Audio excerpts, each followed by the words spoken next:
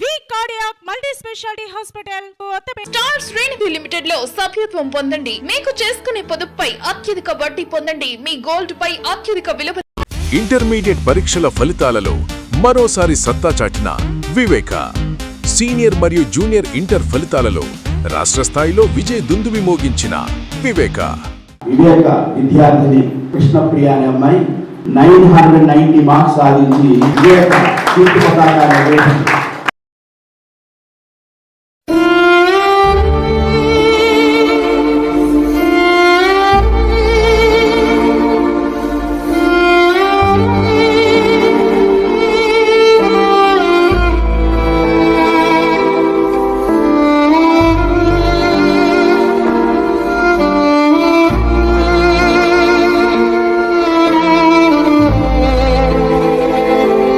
ఉమ్మడి ఆంధ్రప్రదేశ్ మాజీ ముఖ్యమంత్రి నాదెళ్ల భాస్కర్రావు బుధవారం ఉదయం పరమపదించారు. వయో సంబంధిత సమస్యలతో హైదరాబాద్లోని కాంటినెంటల్ హాస్పిటల్లో చికిత్స పొందుతూ తుది శ్వాస విడిచారు. నాదెళ్ల భాస్కర్రావు వయసు 91 సంవత్సరాలు. కుటుంబ సభ్యులు, బంధువులు, శ్రేయోభిలాషులు, మిత్రులు, అభిమానులు అంతిమ నివాళులు అర్పించేందుకు వీలుగా ఆయన పార్థివ దేహాన్ని హైదరాబాద్లోని జూబిలీ హిల్స్లోని వారి స్వగృహం నందు ఉంచారు. హైదరాబాద్ పంజాగుట్ట హిందూ శ్మశాన వాటికలో తన అంత్యక్రియలు నిర్వహించాలని నాదెండ్ల భాస్కర్రావు వారి కుటుంబ సభ్యులకు సూచించారు. ఆయన ఆకాంక్ష మేరకు గురువారం మధ్యాహ్నం 4 గంటలకు పంజాగుట్ట హిందూ శ్మశాన వాటికలో అంత్యక్రియలు నిర్వహించాలని కుటుంబ సభ్యులు నిర్ణయించారు. మాజీ ముఖ్యమంత్రి నాదెళ్ల భాస్కర్రావు 1935 జూన్ 23న జన్మించారు. ఆయన తల్లిదండ్రులు పిచ్చయ్య, వెంకాయమ్మ. భాస్కర్రావు సొంత ఊరు తెనాలి డివిజన్, కొల్లూరు మండలం, దోనేపూడి. బాల్యమంతా అక్కడే జరిగింది. వ్యవసాయ కుటుంబం. కేవలం చదువుల్లో లీడర్గానే కాకుండా దేశభక్తి భావాలు కలిగిన వ్యక్తిగా ఉండేవారు. ఉన్నత చదువులు చదివే రోజుల్లోనే తనపై రాజకీయ ప్రభావం పడింది. 1952 సంవత్సరంలో ప్రత్యేక ఆంధ్ర రాష్ట్ర ఉద్యమంలో పాల్గొన్నారు. హైదరాబాద్లో BA పూర్తి చేశారు. అక్కడే లా ఈవినింగ్ కాలేజీలో చదివారు. Nadella Bhaskar Rao BA LLB LSGD చేశారు. 1959 సంవత్సరంలో లలితతో వివాహం జరిగింది.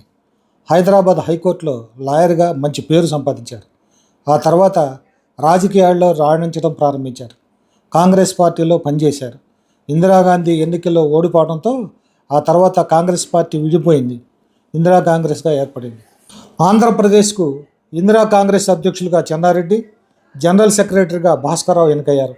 ఆ తర్వాత జరిగిన ఎన్నికల్లో విజయవాడ నుండి భాస్కర్రావు పోటీ చేసి ఘన విజయం సాధించారు. చెన్నారెడ్డి ముఖ్యమంత్రిగా, నాదెళ్ల భాస్కర్రావు మంత్రిగా ప్రమాణ స్వీకారం చేశారు. నాదెళ్ల భాస్కర్రావు సంజయ్ గాంధీకి దగ్గరగా ఉండటంతో చెన్నారెడ్డి భరించలేకపోయారు. విభేదాలు పెరిగాయి. దీంతో ఇందిరాగాంధీకి భాస్కర్రావుల మధ్య స్పర్ధ ఏర్పడింది. అదే సమయంలో అంజయ్యను ముఖ్యమంత్రిగా చేశారు. ఆ కేబినెట్లో భాస్కర్రావుకు మంత్రి పదవి ఇచ్చారు. ఆ తర్వాత మంత్రి పదవి నుండి దించేందుకు విష ప్రయత్నాలు చేశారు. దాంతో భాస్కర్రావు రాజీనామా చేశారు. దీంతో భాస్కర్రావు మధ్యలో ప్రాంతీయ పార్టీ పెట్టాలనే తలంపు బాగా నాటుకుంది. 1982లో తన శాసనసభ సభ్యత్వానికి రాజీనామా చేశారు. ప్రాంతీయ పార్టీ పెట్టాలని ఏర్పాట్లు ప్రారంభించారు. ఆ సమయంలోనే ఎన్టీ రామారావుతో కలిశారు. ఆ తర్వాత జరిగిన సమావేశంలో ఎన్టీఆర్ను అధ్యక్షుడిగా ఎన్నుకున్నాం, దానికి నేనే ప్రపోజల్ పెట్టానన్నారు భాస్కర్రావు. పార్టీని ఏర్పాటు చేసిన తర్వాత ఇద్దరు ప్రజల్లోకి వెళ్ళారు. ప్రజలు బ్రహ్మరథం పట్టారు. జిల్లా కమిటీలు ఏర్పాటు చేసుకొని మహానాడు కార్యక్రమం ఏర్పాటు చేశారు. రాత్రింబవళ్ళు కష్టపడి తిరిగి పార్టీని బలోపేతం చేశారు. ప్రతి సమావేశానికి లక్షలాది మంది ప్రజలు వీరిని ఆదరించారు. 1983 ఎన్నికల్లో ఘన విజయం సాధించారు. అప్పుడు తెలుగుదేశం పార్టీ నుండి గుంటూరు జిల్లా వేమూరు నియోజకవర్గానికి ఎమ్మెల్యేగా ఎన్నికై మంత్రిగా పనిచేశారు. ఆ తర్వాత జరిగిన రాజకీయ పరిణామాల్లో ముఖ్యమంత్రిగా ఎన్నికయ్యారు. కేవలం 4 రోజులు మాత్రమే ముఖ్యమంత్రిగా పనిచేసి రాజీనామా చేశారు. ఆ తర్వాత 13 సంవత్సరాలు రాజకీయాలకు దూరంగా ఉండి తిరిగి కాంగ్రెస్ పార్టీలో చేరి తెనాలి నుండి శాసనసభ్యునిగా ఎన్నికయ్యారు. ఆ తర్వాత ఖమ్మంలో ఎంపీగా గెలిచారు. ఆ తర్వాత నుండి రాజకీయాలకు దూరంగా ఉంటూనే తిరిగి మళ్ళా భారతీయ జనతా పార్టీలో చేరారు. తన రాజకీయ ప్రస్థానాన్ని గృహం నుండి నిర్వహిస్తూ గడిపారు. మాజీ సీఎం నాదెళ్ల భాస్కర్రావు గారి కుమారుడే నాదెండ్ల మనోహర్.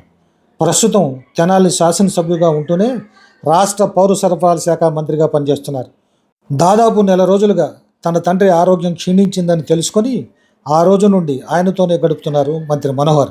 మాజీ ముఖ్యమంత్రి నాదెళ్ల భాస్కర్రావు మరణంతో రాష్ట్ర రాజకీయాల్లో ఉన్న ఆయన అభిమానులు, శ్రేయోభిలాషులు, సమకాలికులు తీవ్ర దిగ్భ్రాంతిని వ్యక్తం చేస్తున్నారు.